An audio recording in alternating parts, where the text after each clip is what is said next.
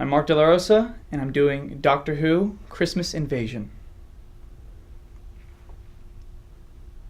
I don't know! Well, that's the point. Beyond the fact that I'm the Doctor, I just don't know. I literally do not know who I am. Am I funny? Am I sarcastic? Sexy? Am I an old miser? Life and soul? Am I right-handed? Left-handed? Am I a fighter? A coward? A liar? A gambler? A nervous wreck? And how do you expect me to react when I see this? A great big threatening button. A great big threatening button that should never be pressed, am I right? It's some kind of a control matrix. Let's see. What is this? Blood? Yeah, human blood. Yeah. A positive with a hint of iron. Blood control. Blood control! I haven't seen blood control in years! You're controlling the A positives. Here we have a stinking problem. I don't know who I am, and I don't know how to stop. And when I see a great big threatening button that can never, ever, ever be pressed, well, that just makes me want to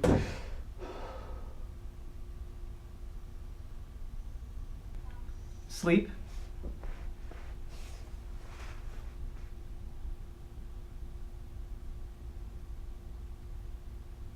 And cut. Thank you.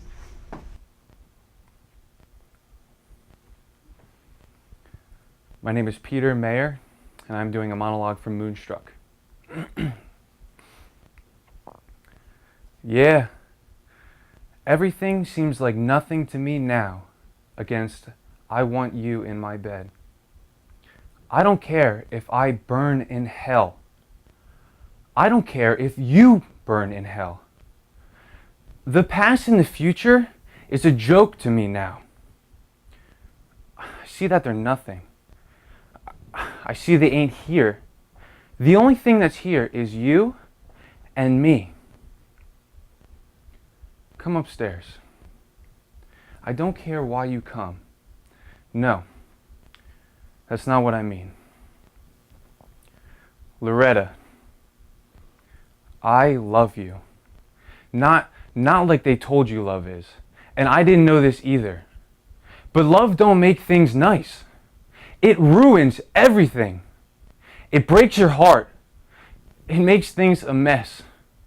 We aren't here to make things perfect. Snowflakes are perfect. Stars are perfect. Not us. Not us. We are here to ruin ourselves and break our hearts and love the wrong people and die. I mean that the storybooks are bullshit. Now I want you to come upstairs with me and get in my bed. Come on. Come on. Come on.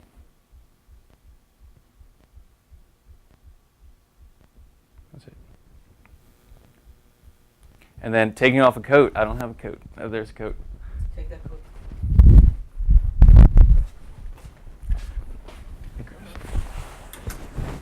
Oh, this isn't gonna work. I feel like a greaser. You ready? Go. Then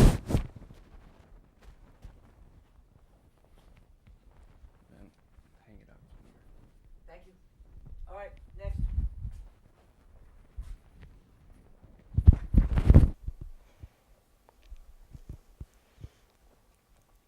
Hannah Cohen, Silver Linings Playbook.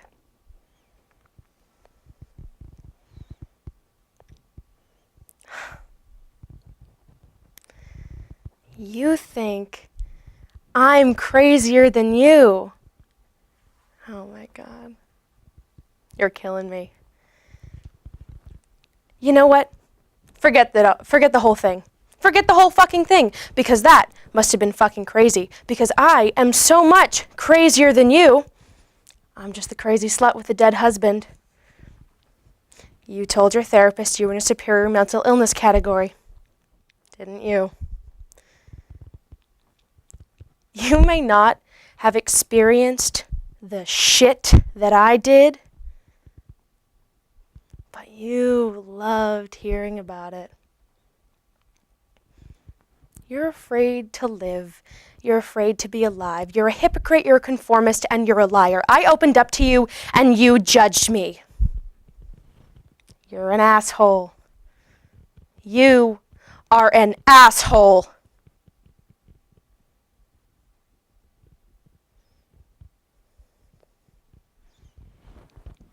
Taking off a coat.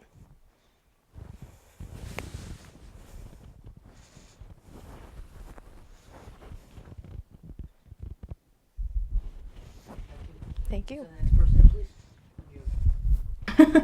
Is this a good spot? You tell me. No, I figured I'd ask. Elizabeth Rotaco, Sydney White. For years, you've been oppressed by the Greek elite who take everything for themselves and leave nothing for the rest of us. It's time the rest of us take back the school. I bet most of you have no idea how great the campus a cappella group is. And why would you? The social and cultural landscape is entirely run by the Greeks. And those guys are forced to practice in a dank basement that's hard on their vocal cords. I have met so many great and interesting people here that I never would have met if I hadn't stepped out of my own little world. Before, all I wanted was to fit in. But I learned we're all trying to fit in. And we all feel like outsiders, and we all do things and feel things that feel bizarre and unconventional and dorky. We're all dorks. My name is Sydney White. My dad is a plumber. I collect comic books, and I'm secretly terrified of balloon animals. I'm a dork.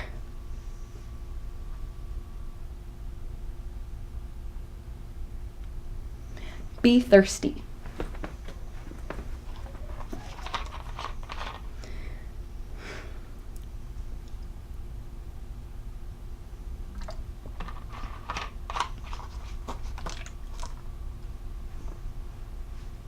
Thank you. So the next.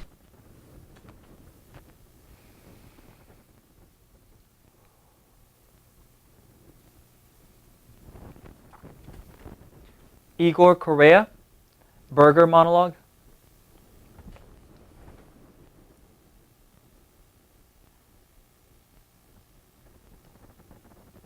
Just a burger. Just a burger? Robin, it is so much more than just a burger. I mean, that first bite. Oh, what a heaven that first bite is. The bun. Like a sesame freckled breast of an angel resting gently on the ketchup and mustard below. Flavors mingling in a seductive pas de deux. And then a pickle. The most playful little pickle. And then a slice of tomato, a leaf of lettuce, and a patty of ground beef. So exquisite.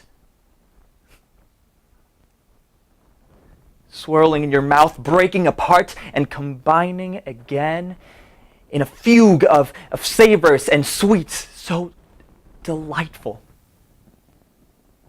It is more than just a mere sandwich of grilled meat and toasted bread, Robin. It is God speaking to us in food.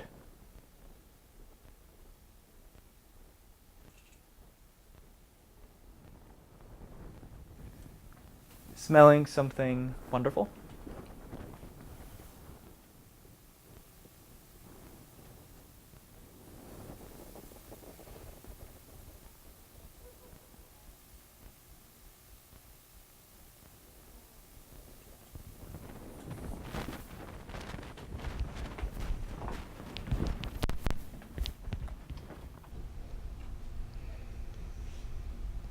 Well, I have...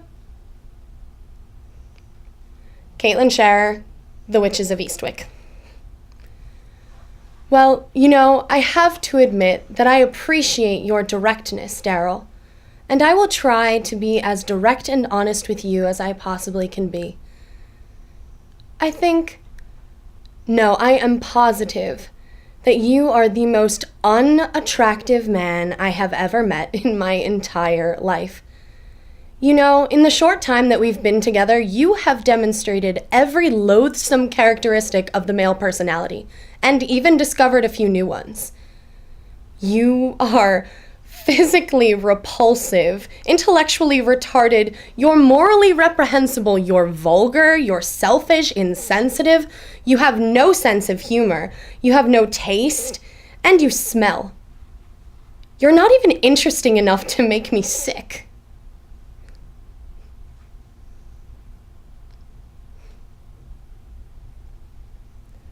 Put on lipstick.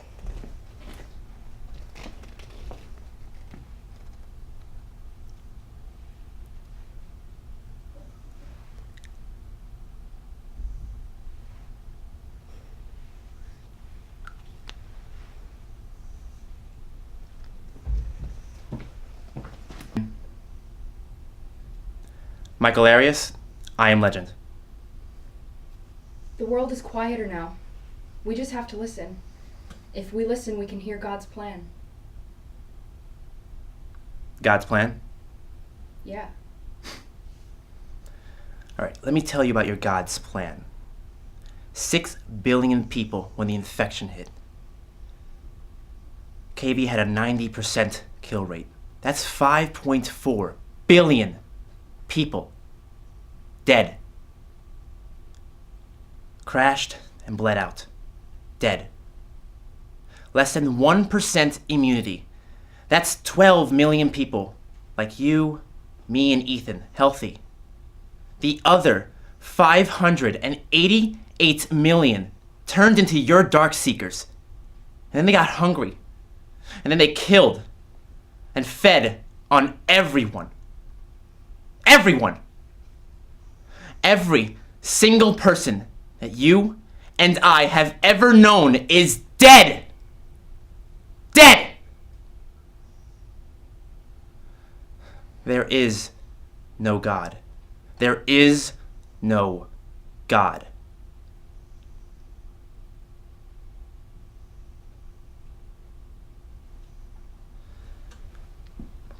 Shaving.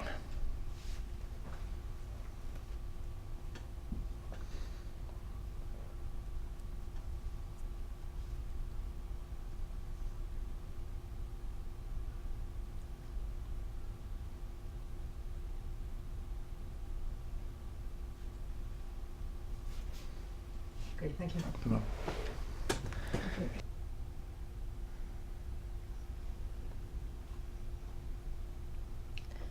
Kelsey Carroll, The Holiday.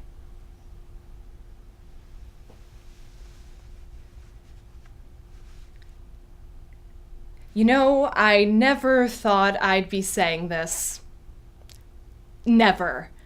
Literally never. But you were absolutely right about us. Very square peg. Very round hole. And I should have told you this 3 years ago, but nevertheless, I'm saying it now.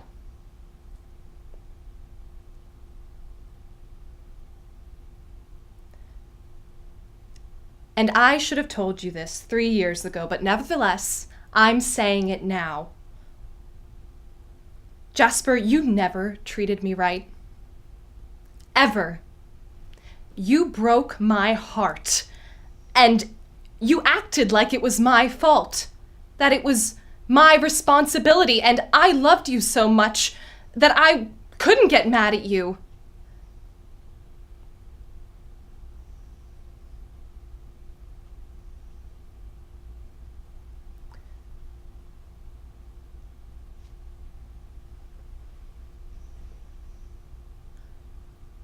But I was too in love with you to be mad at you, and so I punished myself for years. And now you waltzing in here on my lovely Christmas holiday and telling me that you can't live without me whilst you're about to get married, suddenly entitles me to say, it's over. This toxic, twisted thing between us is finally finished. I'm miraculously done being in love with you.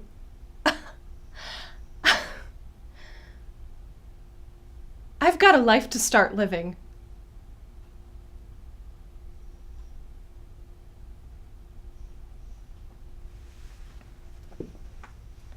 Putting on chapstick.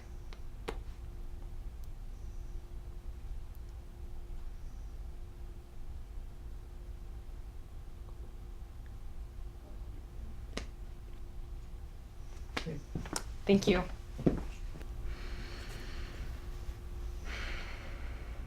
Alexandra Julian, Stranger Than Fiction.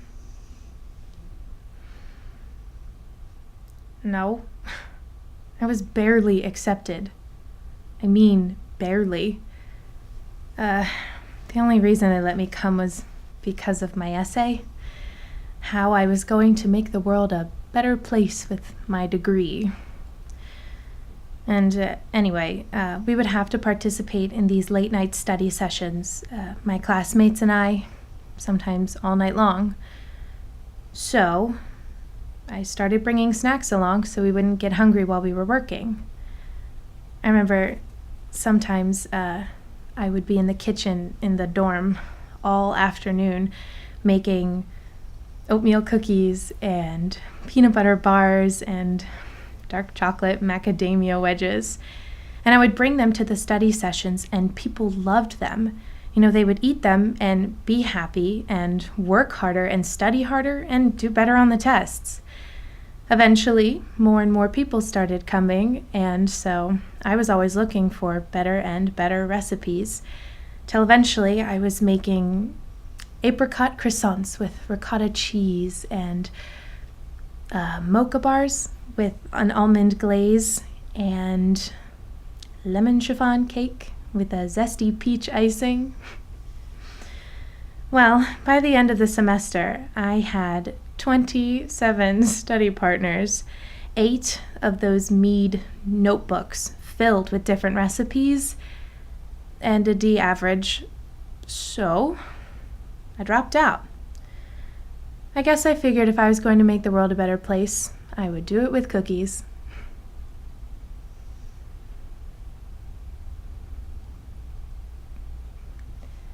Smelling something burning.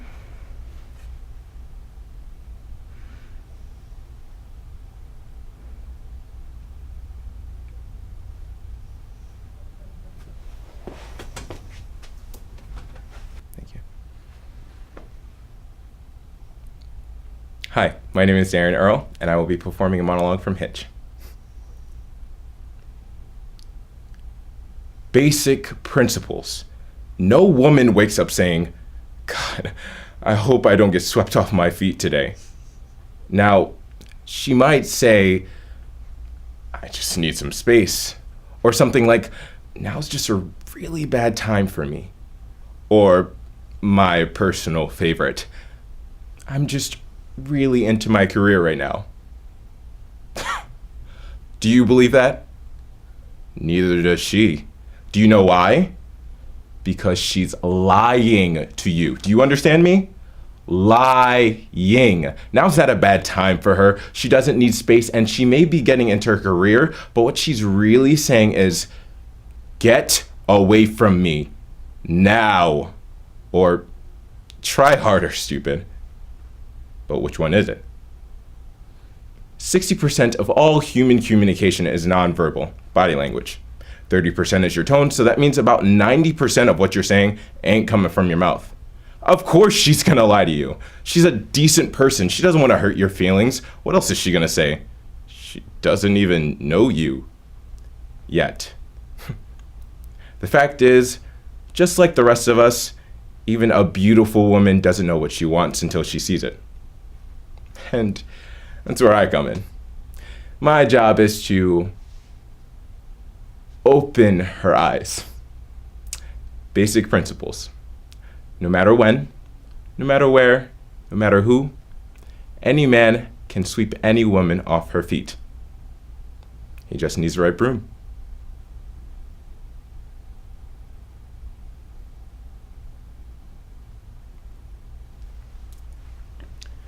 Headache.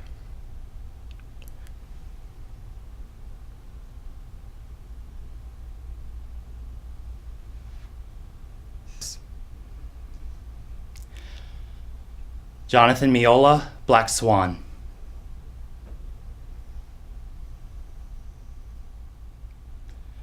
The truth is, when I look at you, all I see is the white swan. Yes, you're beautiful, fearful, fragile, ideal casting. But the black swan? It's a hard fucking job to dance both. In 4 years, every time I see you dance, I see you getting obsessed with each and every perfect move and getting it right. But I never see you lose yourself. Ever. All that discipline for what? Perfection is not just about control. It's also about letting go. Surprise yourself so you could surprise the audience. Transcendence. Very few have it in them.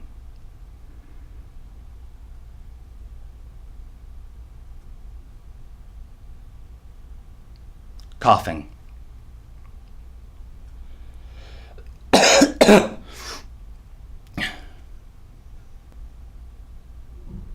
Ashley Walker Kuntz, Easy A.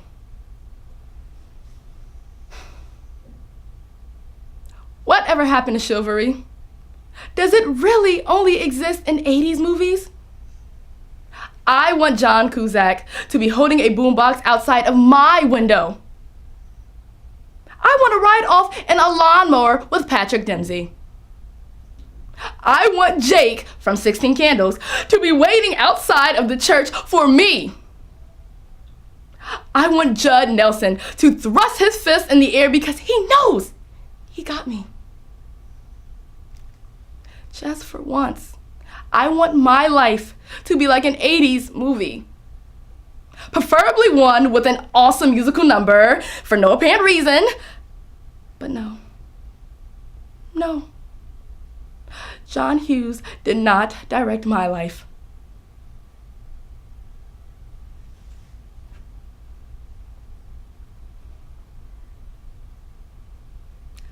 Hot.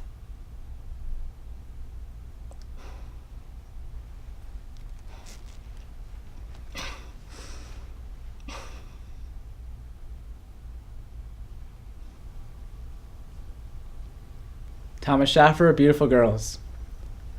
Supermodels are beautiful girls, Will. Beautiful girls, they can get you really going, okay? Look, a beautiful girl can get you high, okay? She can get you high off of the most important thing in the world, promise. Promise for a better day, promise for greater hope, promise for a new tomorrow. This particular aura comes from a girl's personality, a girl's looks. Her eyes, her smile, the way she looks at you, the way she makes you feel when the entire world has gone rotten and you know everything's gonna be okay. These supermodels, Willie, that's all they have. Bottled promise. Scenes from a brand new day. Hope dancing in stiletto heels.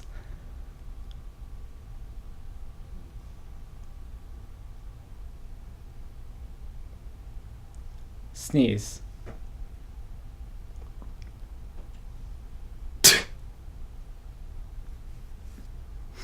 8, 9. Deborah Bjornsty. Deborah Bjornsty, Clueless. Okay, so For example, right now the Haitians need to come to America, but we're all like, what about the strain on our resources? But okay, so like I was having this garden party for my father's birthday, and it was just like a sit-down dinner, so it was like RSVP. But people showed up that totally did not RSVP, so I'm totally bugging. I have to haul ass to the kitchen, redistribute the food, squish in extra place settings, but in the end, it was totally like the more the merrier. So, in conclusion, if our government could just get to the kitchen, redistribute a few things, we could like totally party with the Haitians. And may I remind you, it does not say RSVP on the Statue of Liberty.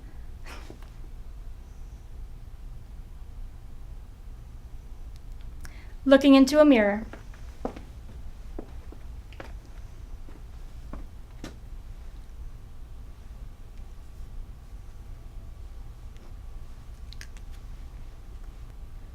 Let's test the volume. You want to do the test again? Do the volume this time. All right. 1, 2, 3, 4, 5, 6.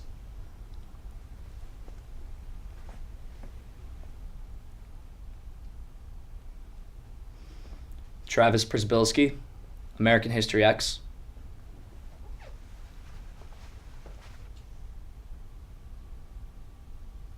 Don't laugh. There's nothing funny going on here. This is about your life and mine. It's about decent, hardworking Americans who are falling through the cracks and getting the shaft because their government cares more about the constitutional rights of a bunch of people who aren't even citizens of this country. On the Statue of Liberty, it says, "Give me, you're tired, you're hungry, you're poor." It's Americans who are tired and hungry and poor. And I say until you take care of that, close the fucking book. Because we're losing. We're losing our right to pursue our freedom. We're losing our right to pursue our destiny. We're losing our freedom because we have all these fucking foreigners coming in here and exploiting our country. And this isn't something that's going on far away. This isn't something that's happening places that we can't do anything about it. It's happening right here. Right in our neighborhood. Right in that building behind you. Archie Miller ran that grocery store since we were kids. Dave worked there. Mike worked there. He went under, and now some fucking Korean owns it who fired these guys, and he's making a killing because he hired 40 fucking border jumpers. I just see this shit going on, and I don't see anybody doing anything about it, and it fucking pisses me off.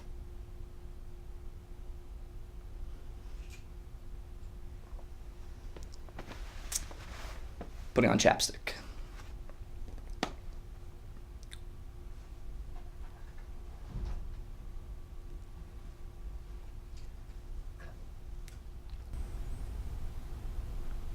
Dan Argis, The Dark Knight Rises.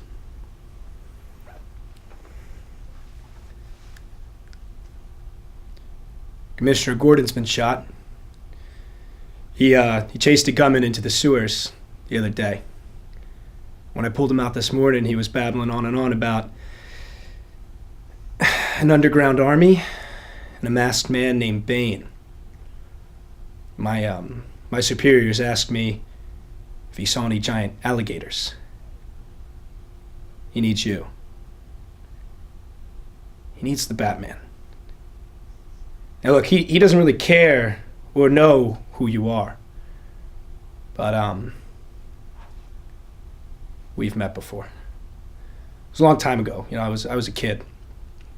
Boys' home, orphanage. My mom, she died when I was a little kid. It was a car accident. I don't really remember it. But my father died a few years later. He was shot over a gambling debt. And I remember that just fine. It's funny, you know, a lot of people don't know what it's like to be angry in your bones all the time. I mean, they understand, you know, foster parents, teachers, everybody. They all understand. But they want the angry kid to do something that he knows he can't do. Move on. So they sent him to a boys' home. I remember this one time, I realized I figured it out too late. So you got to find a way to hide your anger. Practice smiling in the mirror, and it's almost like putting on a mask. I remember this one time, man, you came by the boys' home, beautiful girl in your arm, fast car. Bruce Wayne, billionaire orphan. You were our hero, man. We used to tell legends about you, man. And everybody else, that's pretty much all it was, just stories. But I knew who you were from the second I saw you. I'd seen that look on your face before. It's the same one I taught myself. Look, I don't know why you took the fall for Dent's murder, but I still believe in the Batman, even if you don't.